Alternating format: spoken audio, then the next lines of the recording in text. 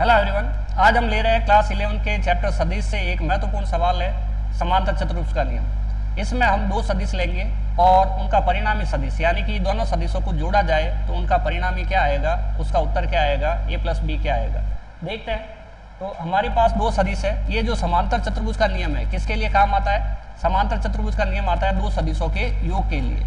जो परिणामी सदिश आता है उसकी दिशा भी इससे हम याद कर सकते हैं। तो देखते हैं हम कि यहाँ पे हमारे पास एक सदिश है, सपोज p वेक्टर। ये p वेक्टर एक सदिश है और इसके बाद में हम दूसरा सदिश लेते हैं q वेक्टर। इसके बाद हम दूसरा सदिश लेते हैं q वेक्टर और ये जो p वेक्टर है, ठीक है, उससे कुछ कोण बनाते हुए हम लेते हैं q वेक्टर। और ये कोण जो है वो सपोज कुछ लेते हैं और उसके बाद में ये जो है P के समांतर एक अन्य सदिश हो जाता है हमारे पास। कौन सा? P सदिश। ये दोनों समांतर है। अगर समांतर है तो इनका परिणामी क्या रहेगा? बिल्कुल बराबर रहेगा और दिशा भी क्या रहेगी? बिल्कुल समान रहेगी। और इसी डायरेक्शन में इस टाइप से हम ये सदिश ले लेते हैं। ये सदिश क्या हो जाएगा? Q वेक्टर हो जाएगा। एक सदिश P वेक्टर है और दूसरा सदिश कैसा है? Q वेक्टर है। और P वेक्टर और Q वेक्टर दोनों के बीच में कुछ कोण है। तो यहाँ से इन दोनों के कटान बिंदु से एक सदिश गुजरेगा। वो सदिश क्या कहलाएगा? इनका परिणामी सदिश कहलाएगा। उसकी ही परिमाण निकालना है और उसकी ही हमें दिशा निकालना है। तो ये सदिश हम मान लेते हैं कि इसका परिणामी सदिश r वेक्टर है। ठीक है, तो इसके लिए हम कोण बना। सपोज ये कोण अपने पास थीटा है। ये कोण कितना है? थीटा है। हम परिणामी सदिश ज्ञात करने के लिए एक काम करते हैं कि यहाँ से आगे और यहाँ से एक लंब डालते हैं। तो ये सपोज m बिंदु पर मिलता है। इनका नाम दे देते हैं हम a, b, c और d। समांतर चतुर्भुज का नियम। ये कोण थीटा होने की वजह से ये कोण भी कितना होता है? थीटा होता है। ठीक है, ये और ये समांतर भुजाएं हैं और ये तिर्यक रेखा बी से इसको काट रही है। तो एक साइड बनने वाले दोनों कोण आपस में क्या होंगे? बिल्कुल बराबर होंगे। अब लोग बड़े ध्यान से देखो, इसमें BCM, ये BCM एक समांतर ये 90 डिग्री वाला त्रिभुज बन रहा है।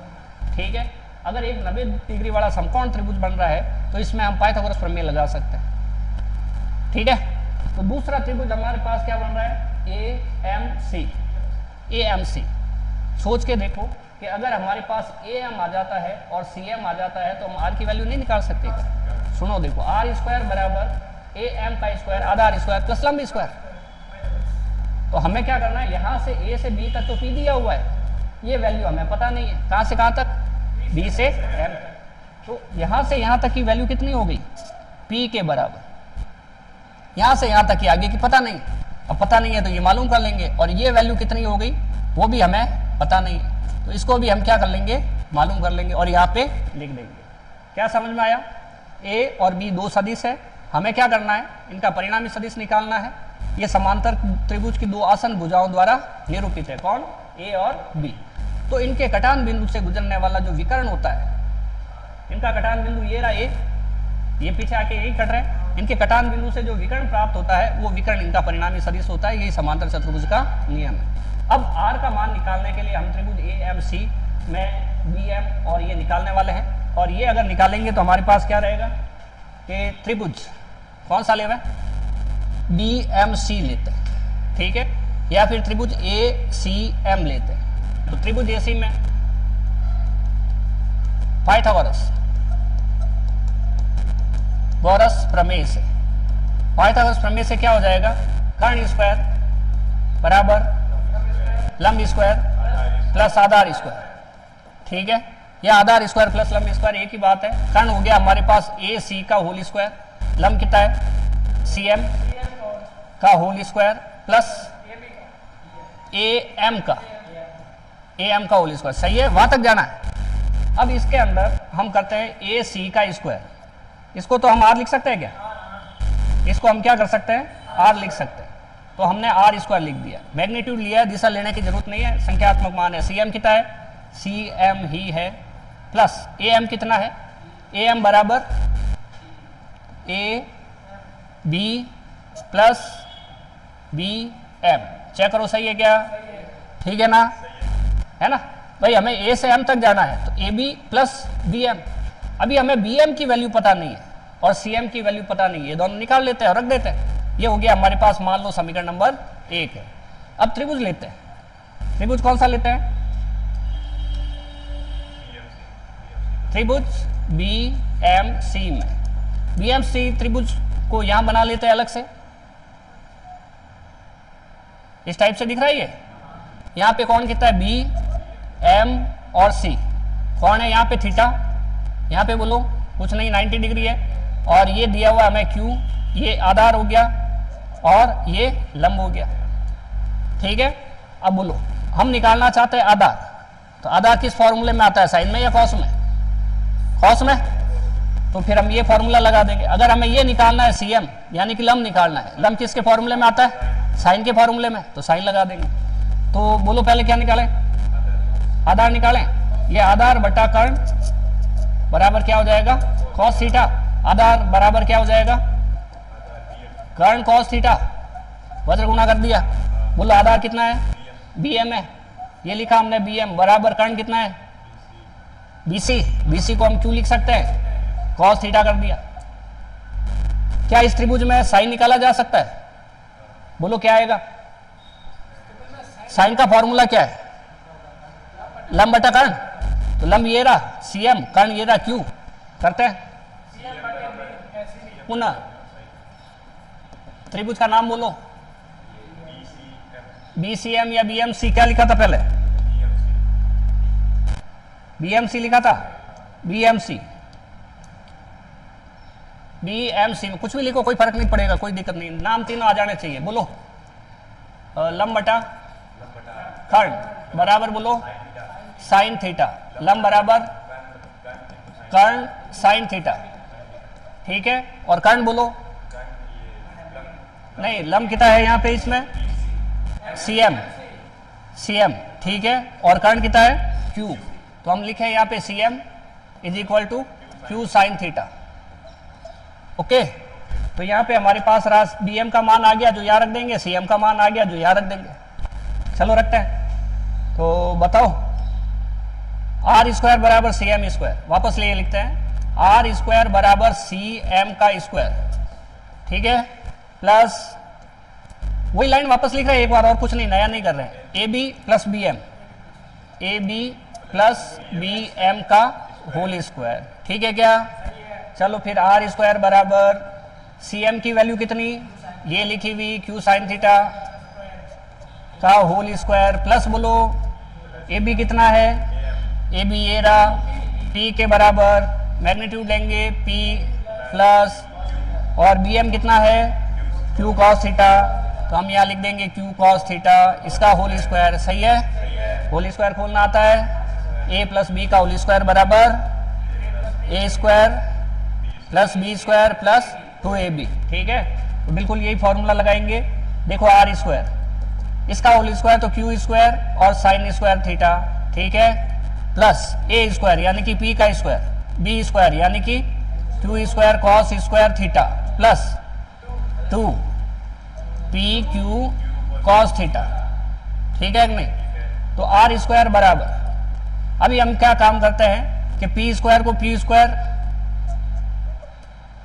इधर यहाँ रख देते हैं, प्लस इसमें Q है, इसमें Q है, Q को पास पास लिए Q square sine square theta plus Q square cos square theta plus 2PQ cos theta. वापस देखो क्या किया? कुछ ही नहीं किया, बस P स्क्वायर को इधर लेके आए और कुछ नहीं किया। P यहाँ से हट गया तो क्या बचा? Q square sine square Q square cos square 2PQ cos theta.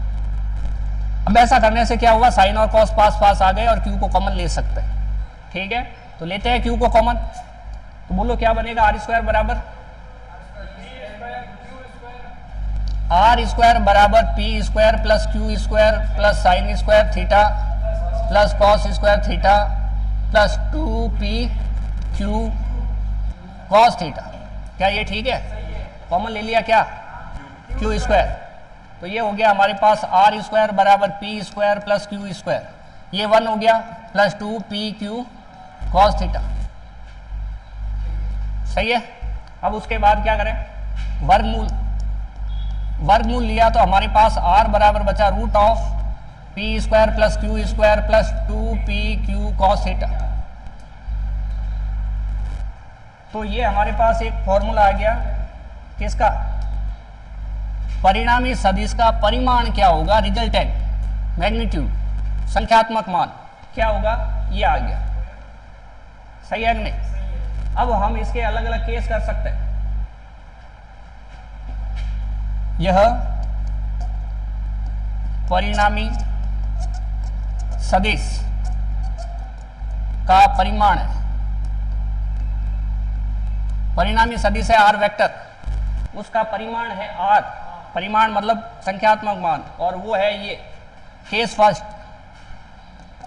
Case first है थीटा इक्वल टू 0 डिग्री हो, तो बोलो कॉस 0 कितना, 1 होता है। अगर कॉस 0 की वैल्यू 1 होती है तो आर बराबर क्या लिखे, p square plus Q square plus 2pq cos theta. अरे वैल्यू 1 हो गई, लिखने की कहां जरूरत है। तो ये हो गया हमारे पास आर बराबर a square plus b square plus 2ab। बोलो p प्लस क्यू का होल स्क्वायर नहीं बनेगा क्या, a प्लस बी का होल स्क्वायर, सूत्र किसी को a प्लस बी का, ये सूत्र है a square plus b square plus 2ab। अगर हमारे पास ये फॉर्मेट पड़ा हो तो हम इसको a प्लस बी लिखे उसके ऊपर होल स्क्वायर लगा सकते हैं। यहाँ पे a की जगह p है, b की जगह q है, और सेम चीज दिख रही है ये देखो। तो हम r बराबर लगा देंगे p प्लस क्यू। जब चीजें जुड़ती है तो मान ज्यादा होता है, बढ़ता है, तो ये वाला मान जो है वो अधिकतम है। कैसा है, अधिकतम है। मैक्सिमम कह सकते हैं हम, ठीक है। अब केस सेकंड बोलो कितने कौन पे ले हुए, case second theta is equal to 90 degree और कॉस 90 कितना, तो r is equal to root of P square plus Q square plus 2pq cos 90 की वैल्यू 0। तो r बराबर हो जाएगा P square plus Q square, ये 0 में चला गया, 2pq 0 के साथ गुणा हो गया, 2pq 0 के साथ गुणा हो गया, इसलिए 2pq को भी नहीं लिखेंगे, ठीक है ना। तो ये अधिकतम है ना न्यूनतम है, क्योंकि इसका स्क्वायर होता नहीं है, स्क्वायर थोड़ी है, P square plus Q plus 2ab cos theta, वो कहाँ गया। तो यहाँ पे केस थर्ड करते हैं। बोलो केस थर्ड में क्या करें, के थीटा इक्वल टू, बोलो कॉस 180 कितना होता है, -1। सही है। जब cos 180 -1 होता है तो r बराबर बोलो क्या लिखे, p square plus Q square plus 2pq और -1। तो देखो ये बन गया हमारे पास root of P square plus Q square minus 2pq, ये माइनस का गुणा इस प्लस से हो गया, ये बन गया a माइनस बी का होल स्क्वायर, फॉर्मूला आता है। ये बन गया अपने पास p माइनस क्यू का होल स्क्वायर, वही फॉर्मूला है जो अभी लिखा है। यहां पे अगर माइनस लिख दोगे तो यहां पे माइनस हो जाएगा, बाकी सेम रहेगा, ठीक है। और R minimum is equal to root R square, दोनों है तो दोनों हट गए, पी माइनस क्यू आ जाएगा। क्या आ जाएगा, पी माइनस क्यू आ जाएगा। हिंदी में भी लिख देते हैं, ये न्यूनतम मान है। कैसा मान है, न्यूनतम मान है। क्लियर। कोई चाहे मेरे को कौन निकालना है तो हम यहाँ पे कौन भी निकाल सकते हैं। तो कौन निकालते हैं, देखो ये हमारे पास त्रिभुज है, ये समांतर चतुर्भुज का नियम है। और ये वाला कौन, सपोज आप लोग ले लो अल्फा, कितना लिया, परिणामी सदिश एक्स एक्सिस के साथ कौन कितना बना रहा है, अल्फा बना रहा है। अगर कौन अल्फा बना रहा है तो क्या आप लोग अल्फा निकाल सकते हो। तो यहाँ देखो त्रिभुज A M C, A M पता है, ये आप लोगों ने निकाला है, ये आया आपके पास b cos theta, b cos theta क्या आया, क्या ये थोड़ा बड़ा लिख देते हैं। तो मैंने क्या लिखा, थोड़ा बड़ा लिख देते हैं इसको। यहां से यहां तक आ जाएगा Q, ये वैल्यू यहां से यहां तक, C से लेके B से लेके M तक, ये आ जाएगा आपके पास Q cos थीटा। सही है। और ये चीज आपके पास आ जाएगी Q sin थीटा। आएगा, मिटेगा, मिट गया था, यहाँ पे बी लिख दिया। ठीक है, तो अगर हम यहाँ से यहाँ तक देखें पूरा तो ये कितना हो जाएगा, P plus Q cos theta. क्या ये ठीक है क्या, है ना? यहाँ तक तो P हो गया, यहाँ पे हो गया क्यू कॉस थीटा। ठीक है, और आप लोगों को समझ में आ गया है कि त्रिभुज लेना है कौन सा, ACM। इसमें निकालना है tan अल्फा, और tan का फॉर्मूला होता है लंब बटा आधार। tan का होता है लंब बटा आधार, बस वही लिखना है और करना है क्या। चलो करते हैं, दिशा ज्ञात करना। ठीक है, क्या ज्ञात करें, दिशा ज्ञात करते हैं, आगे ले लेते हैं। परिणामी सदिश R की दिशा ज्ञात करना। दिशा ज्ञात करने में हम लोग क्या करेंगे कि इस डायग्राम को एक बार वापस बनाएंगे। ये हमारे पास समांतर चतुर्भुज है, ठीक है, और यहां से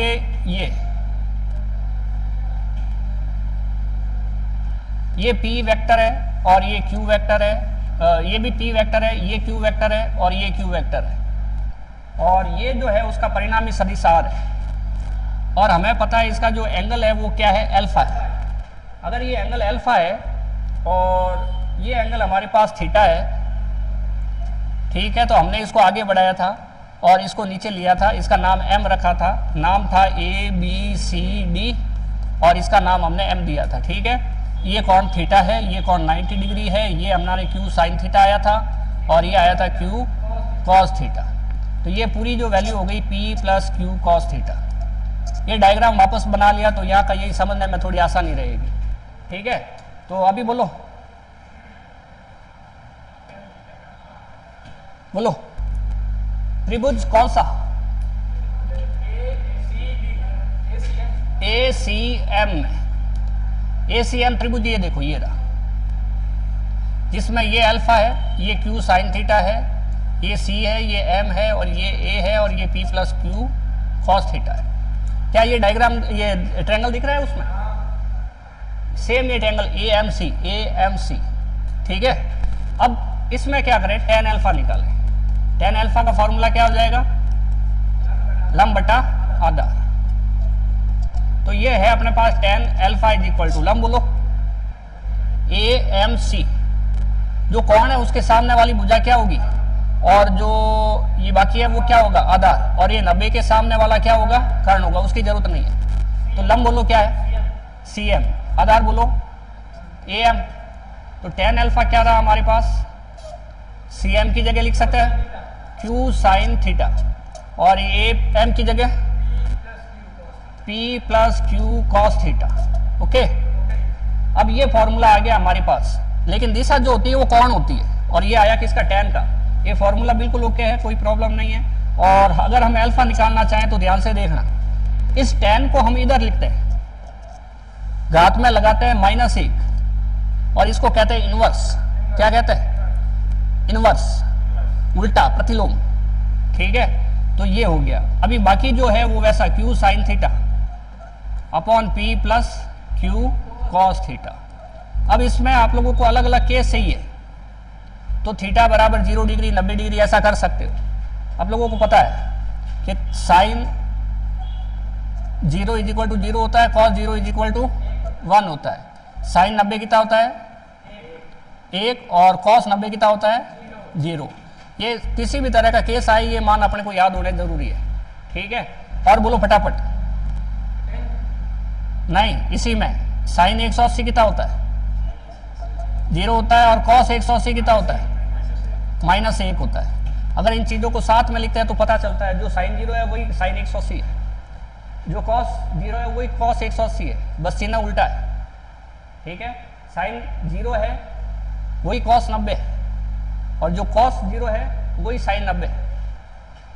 पास में लिखो तो आपको कुछ पैटर्न पता चलेगा और उससे याद जल्दी रहेंगे। क्या ये बातें समझ में आई? तो आज हमने किया है क्लास 11th का एक बहुत ही इंपॉर्टेंट टॉपिक समांतर चतुर्भुज नियम, और समांतर चतुर्भुज नियम पे आधारित न्यूमेरिकल भी आ सकता है। उदाहरण के लिए हम बोले कि भाई P सदिश और Q सदिश का जो मैग्नीट्यूड है बराबर है, परिमाण बराबर है, P बराबर Q है, ऐसी स्थिति में परिणामी सदिश आर ज्ञात करो।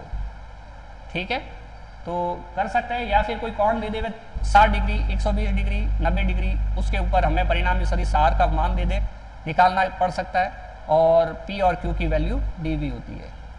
ये वीडियो आपके लिए बिल्कुल हेल्पफुल रहेगा। मिलते हैं नेक्स्ट वीडियो में।